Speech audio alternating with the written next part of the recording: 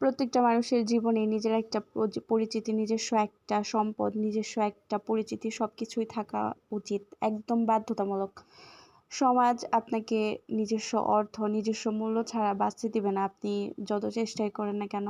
শিক্ষা, তারপর হচ্ছে টাকা-পয়সা, সম্পত্তি এইসব নির্দিষ্ট কোনো যোগ্যতা যখন আপনার না থাকবে, সবাইকে দেখানোর মতো তেমন কোনো পজিশন যদি আপনার না থাকে, তাহলে সমাজ আপনাকে ওই চোখে ওই মূল্যায়ন কখনোই করবে। যখনই আপনি জীবনে হোঁচট খাবেন, জীবনের চরম বাস্তবতা মুহূর্তগুলো অনুভব করতে থাকবেন, তখনই আপনার আশেপাশের সব প্রতিবেশী, পাড়া প্রতিবেশী, আপনার আত্মীয়স্বজন সবাই আপনাকে জীবনের চরম মুহূর্তটা অনুভব করাতে একদম 100% সাহায্য করবে। এতে প্রয়োজন পড়লে তারা তাদের নেওয়া খাওয়া সবকিছু ভুলেও আপনার পেছনে লেগে থাকবে আপনাকে ওই চরম মুহূর্তটা ফেস করানোর জন্য। জানি না মানুষ এমন কেন যে নিজের থেকে মানুষ অন্যের পিছনে অন্যের ভুল দোষ ধরার জন্য আরো বেশি লেগে থাকে, জানি না কেন।